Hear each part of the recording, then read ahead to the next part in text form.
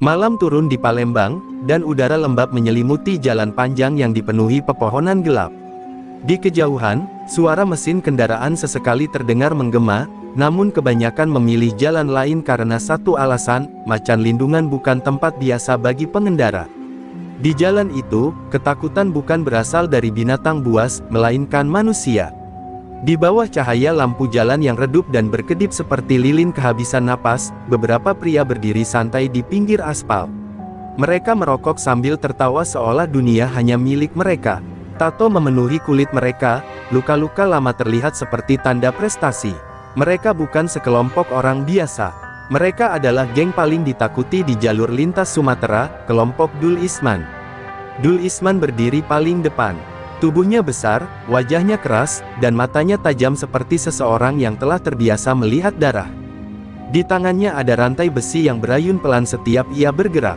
Tak ada kendaraan yang bisa lewat tanpa izin darinya. Dan malam ini, ia tampak sedang menunggu seseorang, atau siapa saja yang cukup nekat untuk lewat. Asap rokok berkabut di udara ketika salah satu anak buahnya melihat lampu truk mendekat dari kejauhan. "Bang, ada yang datang," katanya dengan suara serak. Dul Isman tidak langsung bergerak.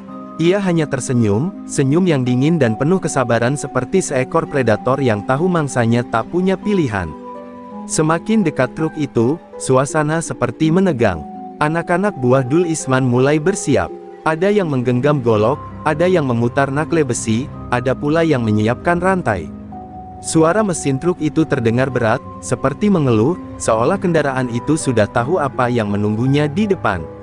Ketika truk berhenti tepat di depan kelompok itu, jalan menjadi sunyi. Tak ada suara angin, tak ada burung malam. Yang ada hanya detak jantung yang entah milik siapa. Dul Isman melangkah maju sambil mengetuk pintu truk dengan rantainya. Ting, ting, ting, suaranya terdengar seperti bel kematian. Lampu kabin truk menyala, namun tak satu pun dari para preman itu bersiap untuk apa yang akan mereka lihat. Perlahan, pintu terbuka. Bukan sosok pria tua, bukan sopir bertubuh besar yang biasa mereka hadapi, melainkan seorang perempuan. Rambut hitam terurai, mata tajam namun tenang, dan wajah cantik yang tidak sedikit pun menunjukkan rasa takut. Dia turun dari truk dengan langkah tegap. Dul Isman sempat mengerjapkan mata, bingung, lalu tertawa keras. Anak buahnya ikut tertawa, bahkan ada yang bertepuk tangan mengejek. Tapi perempuan itu hanya berdiri diam, memandang mereka satu persatu tanpa gentar, seolah sedang menilai siapa dari mereka yang akan menjadi masalah terbesar. Saat itulah, tanpa kata, udara berubah. Malam macan lindungan baru saja mendapat cerita baru, dan darah belum tumpah, tetapi takdir sudah bergerak. Hening itu masih menggantung ketika perempuan itu menutup pintu truknya dengan pelan.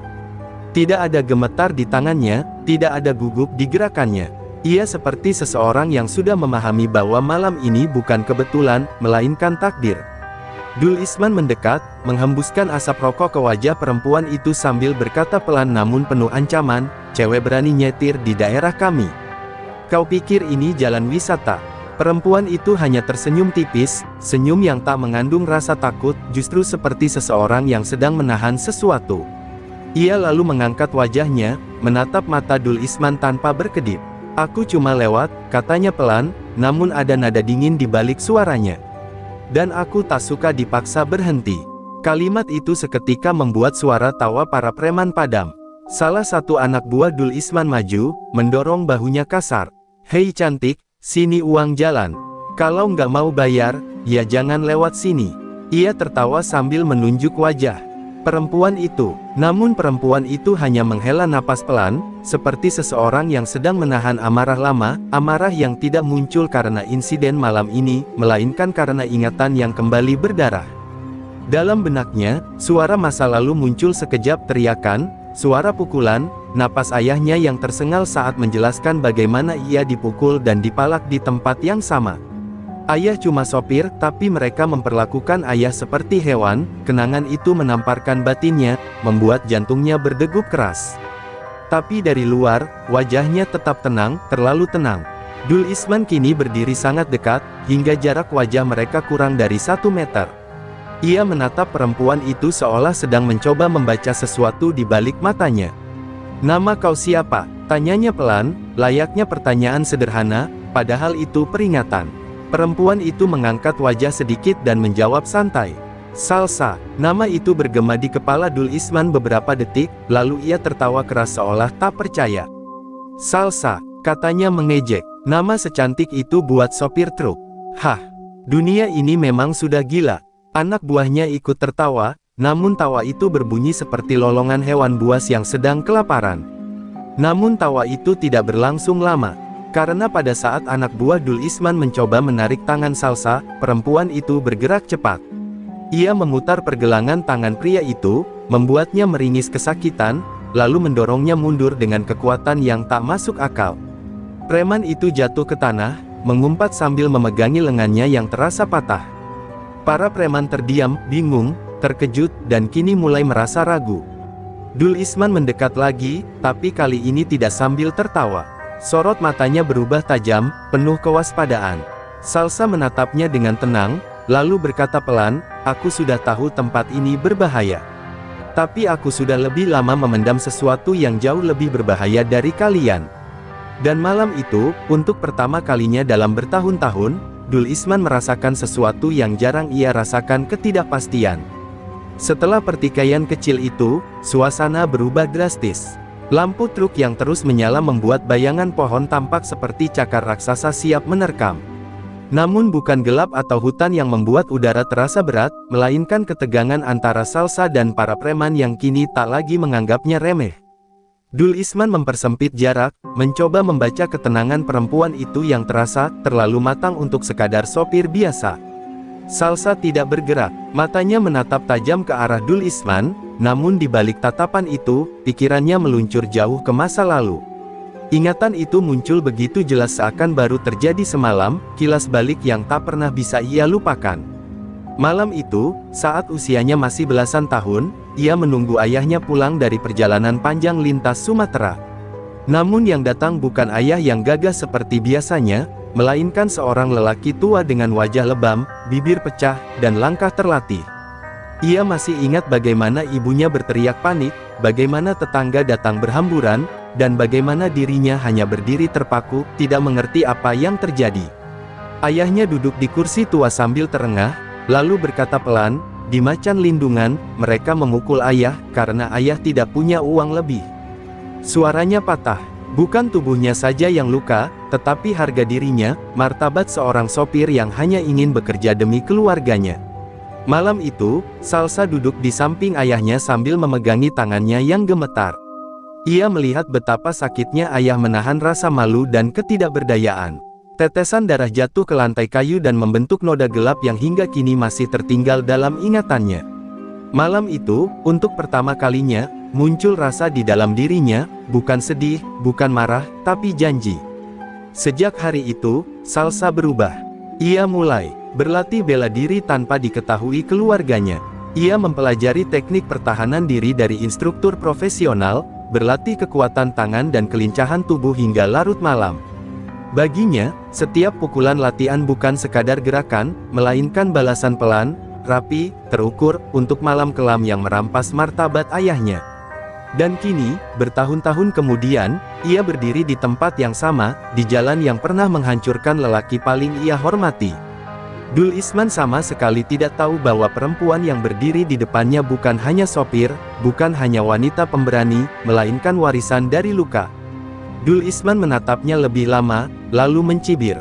"Jadi kau pikir hanya dengan memukul satu orang kau bisa lewat?" Suaranya rendah, mengandung ancaman. Salsa menghela napas pelan, menahan emosi yang hampir meledak. Ia tidak menjawab, ia hanya menatap rantai besi di tangan Dul Isman, rantai yang sangat mirip dengan yang digunakan untuk memukul ayahnya dulu. Perlahan, Salsa mendekat 2 langkah, hingga hanya 1 lengan jaraknya dari sang pimpinan preman. Suara napas mereka terdengar jelas dalam keheningan malam. Dengan suara pelan namun menusuk seperti pisau dingin, Salsa berkata, "Aku tidak datang untuk lewat.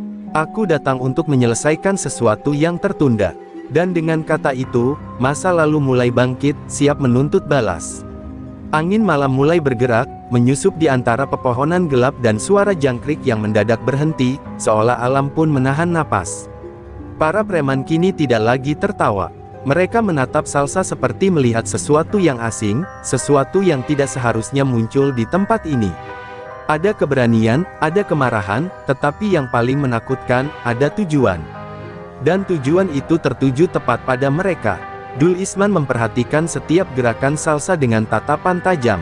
Anak buahnya yang tadi dihajar masih tergeletak sambil menggeram kesakitan, tetapi tak ada yang berani maju lagi. Dul Isman mencibir dengan nada mengejek, meski ada sedikit ketegangan dalam suaranya. Jadi, kau pikir kau bisa datang ke sini, membuat keributan, lalu pergi sesuka hati? Katanya sambil menarik rantainya ke tanah hingga terdengar suara gesekan yang mengerikan. Salsa tidak langsung menjawab. Ia hanya mengangkat pandangan ke arah langit gelap, lalu menutup mata sejenak, menahan gelombang emosi yang berada di ujung ledakan. Di dalam dirinya, kenangan ayahnya menggema. Senyumnya, tangisnya, kata-kata terakhir sebelum pensiun, "Nak, jangan biarkan jalan itu merebut hidup orang lain seperti merebut hidup ayah." Ingatan itu seperti bara yang ditiup angin, membara semakin kuat. Ketika ia membuka mata, sorot matanya bukan lagi tatapan perempuan biasa. Itu tatapan seseorang yang sudah berdamai dengan rasa sakit, tetapi belum berdamai dengan dunia yang menyebabkannya. "Aku tidak ingin keributan," jawab Salsa pelan, namun tegas. "Aku ingin keadilan." Kalimat itu seperti gemuruh petir di tengah malam. Bukan keras, tetapi mengguncang. Salah satu preman mulai gelisah dan berbisik pada temannya, "Bang, dia bukan orang biasa." Namun Dul Isman menepis rasa takut itu dengan tawa keras yang terdengar seperti luka lama yang belum sembuh. "Keadilan," jawabnya sambil mendekat. "Di jalan ini, yang ada cuma aturan, siapa kuat, dia yang berkuasa. Dan aku," ujarnya sambil menunjuk dadanya, "adalah penguasa di sini." Salsa menoleh ke arah truknya sejenak, seolah memastikan barang titipan lintas Sumatera itu aman. Lalu ia kembali menatap Dul Isman, kali ini dengan ekspresi yang tak lagi ragu. "Dulu ayahku melewati jalan ini," katanya pelan namun menusuk. "Dan dia dipaksa tunduk karena tidak punya pilihan. Aku bukan ayahku, dan aku tidak datang untuk tunduk." Suasana menjadi semakin berat. Udara seperti terperangkap, tidak bergerak. Para preman menelan ludah, merasakan ada batas tak terlihat yang sebentar lagi akan dilanggar. Dul Isman menggenggam rantainya lebih kuat, urat di tangannya menonjol. "Kalau kau ingin balas dendam," katanya dengan suara rendah, "ambil langkahmu. Tapi ingat, setelah kau mulai, tidak ada jalan kembali." Salsa menarik napas panjang, dan untuk pertama kalinya malam itu, ia tersenyum. Senyum dingin, senyum yang lahir dari luka yang berubah menjadi keberanian. Ia menatap mata Dul Isman tanpa berkedip dan berkata perlahan, "Aku sudah melangkah sejak hari mereka menyentuh ayahku." Lalu ia berdiri lebih tegak. Malam itu, konflik bukan lagi soal uang jalan, melainkan tentang harga diri, masa lalu, dan kebenaran yang tertunda terlalu lama. Langit semakin gelap, seolah malam itu sendiri tahu bahwa sesuatu yang lebih besar akan terjadi. Udara dipenuhi ketegangan yang begitu berat hingga napas terasa sulit ditarik. Dul Isman maju satu langkah, rantai besinya berayun dan memantulkan cahaya lampu truk yang masih menyala. Salsa tetap berdiri tegap, tak bergeming. Semua orang di tempat itu tahu, kata-kata sudah selesai. Yang tersisa hanya tindakan. Dul Isman menunjuk Salsa dengan ujung rantainya. "Aku tidak tahu siapa kau," katanya dengan suara rendah namun menekan, "tapi aku tidak akan biarkan seorang perempuan, apalagi sopir, datang ke wilayahku dan berbicara seolah dialah yang berkuasa." Nada suaranya penuh arogansi, tetapi di matanya ada sesuatu yang berbeda, keraguan. Sesuatu tentang Salsa membuatnya tidak bisa sepenuhnya yakin. Salsa menghela napas pelan. "Aku tidak ingin perang, Dul," katanya jujur. "Aku hanya ingin kalian berhenti menyakiti orang yang hanya ingin bekerja. Sopir bukan musuh kalian, mereka hanya mencari nafkah." Kata-katanya sederhana, tetapi mengandung luka mendalam, dan kebenaran yang sulit dibantah. Namun kebenaran tidak selalu cukup. Salah satu preman, yang sejak tadi tidak tahan melihat pemimpin mereka dibantah, maju dengan golok terangkat. "Aku muak dengar ceramah. Kau pikir kami butuh nasihat?" teriaknya. Ia berlari ke arah Salsa, ayunan goloknya mengoyak udara. Namun sebelum sempat mengenai, tubuh Salsa bergerak cepat, terlalu cepat. Dengan gerakan lincah, Salsa memutar tubuhnya, menghindari serangan itu hanya dengan jarak hitungan sentimeter. Tangannya menangkap lengan penyerangnya, lalu dengan satu hentakan keras dan presisi, ia membantingnya ke tanah. Golok itu terlempar, preman tersebut meringis sambil memegangi bahunya yang hampir patah. Suara itu terdengar seperti tulang yang dipaksa menyerah. Para preman lain refleks mundur setapak. Mereka baru sadar satu hal penting. Salsa bukan hanya sopir, ada disiplin dalam gerakannya. Ada kekuatan yang lahir dari pelatihan panjang, bukan sekadar keberanian sesaat. Dul Isman pun kini tidak lagi memandangnya sebagai ancaman biasa, melainkan lawan yang layak. Dul Isman menggulung rantainya ke tangan, seolah bersiap. Jadi ini bukan soal uang, katanya dengan suara perlahan, hampir seperti gumaman. Ini soal dendam, soal masa lalu, soal seseorang yang pernah kalimatnya terhenti. Ia menatap Salsa, lalu bertanya dengan nada berbeda, lebih berat. Siapa ayahmu? Salsa menunduk sebentar, lalu mendongak dengan mata yang kini bukan hanya tajam, tetapi penuh bara. Namanya Hasan. Mendengar nama itu, seluruh anak buah Dul Isman saling pandang, wajah mereka berubah. Dul Isman terdiam 1 detik, 2 detik, lalu rahangnya mengeras. Jadi, kau anak lelaki itu. Dan dengan kalimat itu, bukan lagi nasib, tetapi pertarungan takdir yang resmi dimulai. Nama Hasan bergema di jalan gelap itu seperti mantra yang menghidupkan masa lalu. Para preman yang tadi terlihat angkuh kini saling berpandangan dengan wajah kaku, seakan baru saja melihat hantu yang kembali menagih sesuatu yang mereka lupakan. Dul Isman menggertakkan giginya, napasnya mulai berubah berat.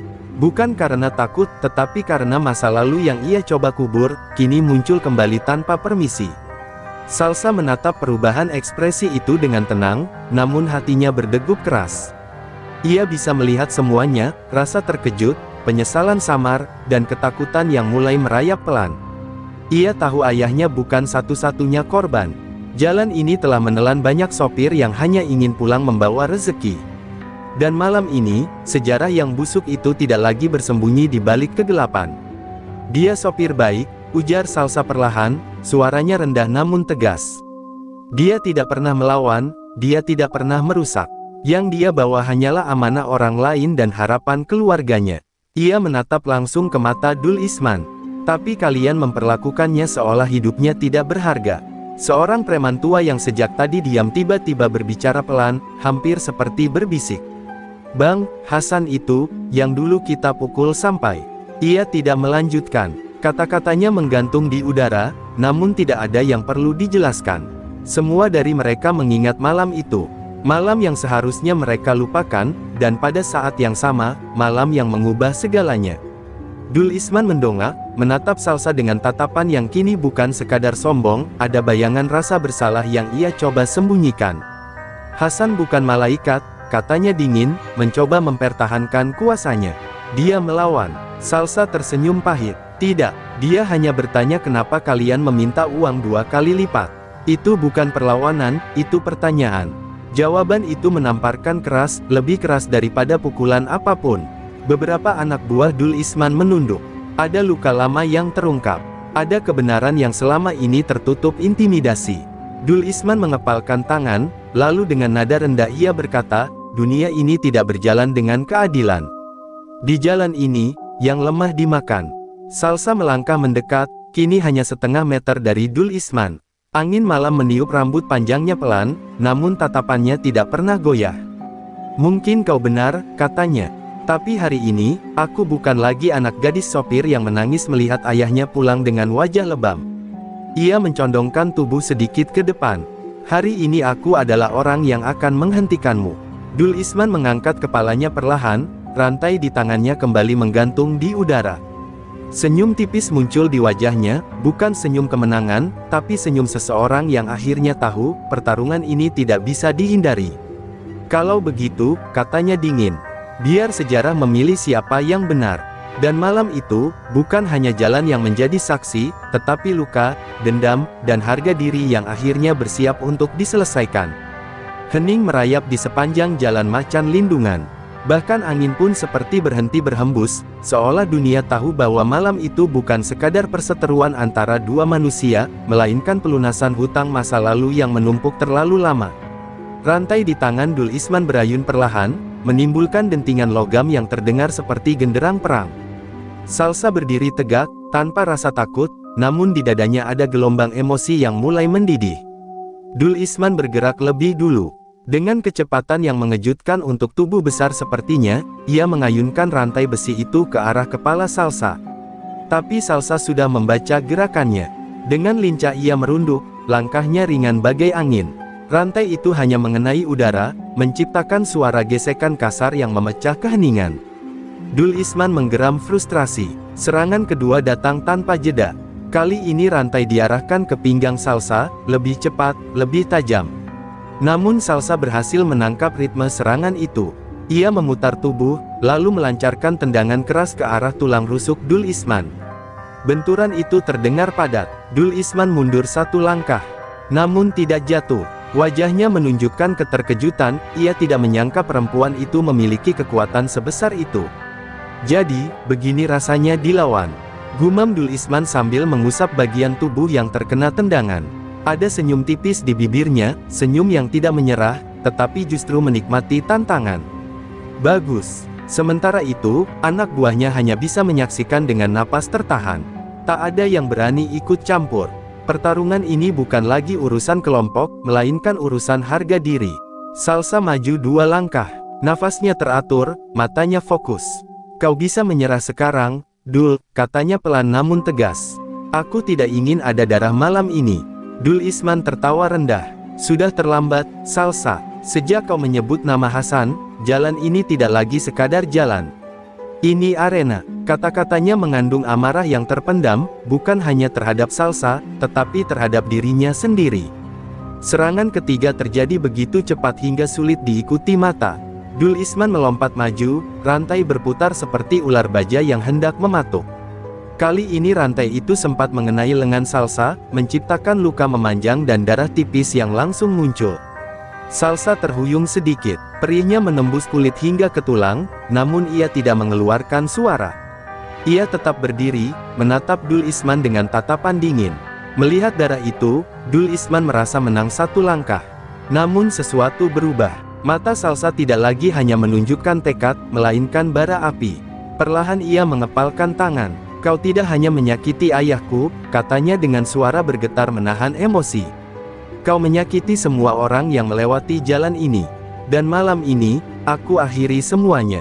Dengan gerakan cepat, Salsa melesat ke depan. Tinju kanan melesat, diikuti sabetan siku kiri yang tepat mengenai rahang Dul Isman. Tubuh besar itu terhuyung keras, hampir terjatuh. Untuk pertama kalinya, wajah pemimpin macan lindungan itu menunjukkan sesuatu yang belum pernah dilihat anak buahnya. Ketakutan. Pertarungan belum selesai. Tapi malam itu, untuk pertama kalinya dalam hidupnya, Dul Isman sadar, ia mungkin akan kalah. Angin malam menyapu reruntuhan pasar yang porak-poranda setelah duel mematikan antara Maya dan Manu Besi. Bau darah bercampur debu masih tercium jelas.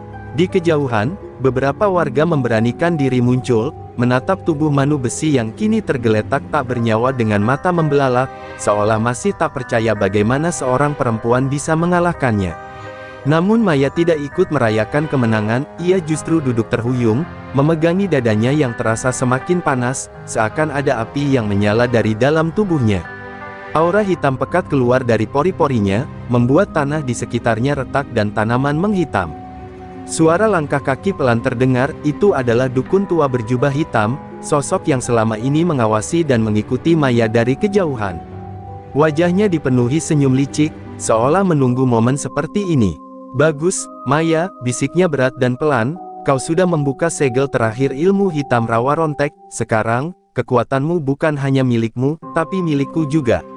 Maya mendongak perlahan, tatapannya dipenuhi kebencian, namun tubuhnya mulai kehilangan kendali. Tangan kanannya bergetar, kuku jarinya memanjang seperti cakar binatang buas. Aku tidak pernah melakukan ini untukmu, geram Maya dengan suara parau. Aku melakukannya untuk harga diriku, untuk masa laluku, dukun itu terkekeh. Sudah terlambat, kau menggunakan ilmu terlarang. Kematian Manu Besi telah memanggil roh penunggu ilmu itu, kau menjadi wadahnya. Maya, suaranya menggema kuat, seolah berasal dari udara, bukan hanya dari mulutnya. Tiba-tiba tubuh Maya terpental, melayang ke udara beberapa meter sebelum jatuh menghantam tanah. Jeritan pedih keluar dari mulutnya, namun bukan jeritan manusia. Biasa, lebih mirip raungan iblis yang membuat warga menutup telinga ketakutan. Bola matanya berubah hitam legam, urat-urat hitam menjalar dari leher hingga ke wajahnya. Namun meski kesakitan, ia tidak menyerah. Dengan sisa kesadaran, ia menggenggam tanah, mencoba bangkit meski lututnya gemetar. Dukun tua itu melangkah semakin dekat, tongkatnya mengetuk tanah, memunculkan lingkaran simbol kuno berwarna merah darah. "Kau ditakdirkan bukan sebagai manusia," katanya lirih namun kejam, "kau akan menjadi raja kematian dari Banten, dan aku adalah yang memanggilmu." Maya menggeram, dan dari mulutnya keluar suara dua lapis, suara dirinya dan suara makhluk lain, lebih gelap. "Aku, bukan, milikmu." Dalam sekejap, aura hitam yang sebelumnya mengurungnya justru meledak seperti badai. Angin berputar membentuk pusaran kegelapan, menerbangkan puing pasar dan membuat warga berlarian panik. Mata Maya kini berubah seperti mata harimau hitam, menyala dengan api gelap yang tak manusiawi. Kulitnya mengeluarkan simbol kuno berwarna merah menyala seperti terukir dengan besi panas. Suasana menjadi mencekam, bahkan langit tampak lebih kelam, seolah malam menjadi lebih pekat. Dukun tua itu tidak mundur, justru ia tersenyum makin lebar. "Ya, itu dia. Biarkan kekuatanmu sepenuhnya bangkit," serunya sambil mengangkat kedua tangan, melakukan ritual pemanggilan. Tetapi Maya tiba-tiba berdiri tegak, tanpa ekspresi, lalu menghilang, hanya suara boom terdengar, dan dalam satu kedipan ia sudah muncul tepat di depan dukun tua itu. Nafasnya berat, tetapi tatapannya tidak lagi ketakutan, melainkan menuntut balas dendam. Dengan suara serak bercampur amarah dan kuasa iblis, Maya berbisik tepat di telinga dukun itu. "Kau pikir aku boneka? Tidak, akulah kutukan itu sendiri." Adegan berhenti dengan angin malam kembali berhembus pelan, namun kali ini, bukan hanya pasar yang ketakutan, Banten pun ikut gemetar. Langit Banten semakin menghitam, seolah malam itu bukan hanya malam, tetapi awal dari kiamat kecil. Petir menyambar tanpa suara, hanya cahaya merah darah yang membelah gelap seperti amarah langit itu sendiri. Maya berdiri tegak, tubuhnya kini bukan lagi tubuh manusia biasa, ia tampak seperti ratu kegelapan dengan aura hitam pekat yang berputar mengelilinginya. Dukun tua yang sebelumnya terlihat begitu yakin, perlahan mulai mundur, matanya membelalak, seolah baru menyadari bahwa dirinya telah membangunkan sesuatu yang tidak bisa ia kendalikan. "Kau, bukan yang KUTAHUN," suara dukun tua itu bergetar. Maya menoleh perlahan, gerakannya dingin dan tak berkedip, seolah tubuhnya dikendalikan oleh entitas yang jauh lebih tua dan lebih mengerikan dari manusia. "Kau pikir aku diciptakan untuk melayani?" balas Maya dengan suara berlapis, bergema seperti berasal dari banyak suara sekaligus, suara manusia, suara iblis, suara masa lalu yang terluka. "Tidak, aku dilahirkan dari dendam, dan dendam tidak tunduk pada siapapun." Dengan satu langkah, tanah tempat Maya berpijak langsung pecah, retakan menjalar seperti urat racun ke segala arah. Batu dan debu terlempar, tetapi Maya berjalan tanpa terdistraksi, seperti ratu yang mendekati tahta korban. Dukun tua itu panik, membaca mantra dengan cepat, namun kata-katanya justru tersedak karena ketakutan. Ia menggambar simbol pelindung di udara, namun simbol itu langsung terbakar hitam saat disentuh aura Maya, seolah dunia menolak melindungi orang seperti dirinya. "Sudah terlambat," bisik Maya, kini hanya berjarak 1 meter darinya.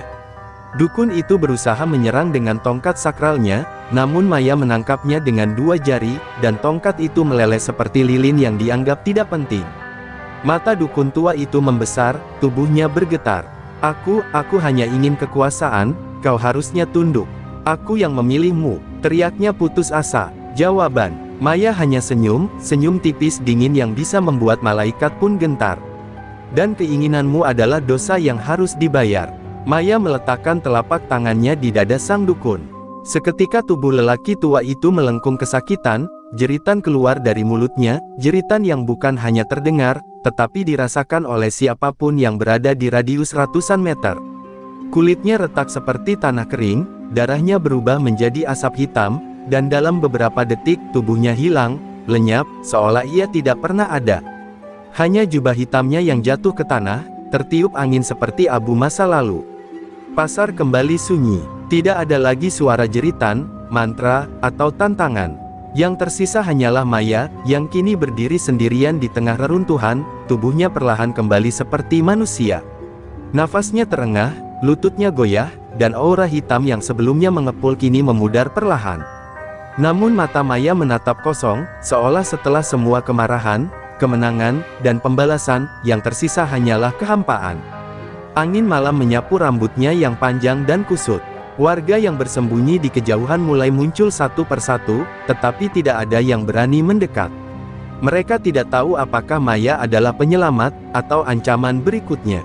Maya menutup mata, dan untuk pertama kalinya setelah pertarungan itu, setetes air mata jatuh, membasahi pipinya. Dendam telah selesai, bisiknya lirih. Tapi luka, belum pernah benar-benar pergi. Dan malam itu, Maya berjalan menjauhi pasar, meninggalkan samar-samar jejak aura gelap, seraya meninggalkan tanya. Apakah ia kini pembawa keadilan, atau awal dari legenda terkutuk yang tak berhenti?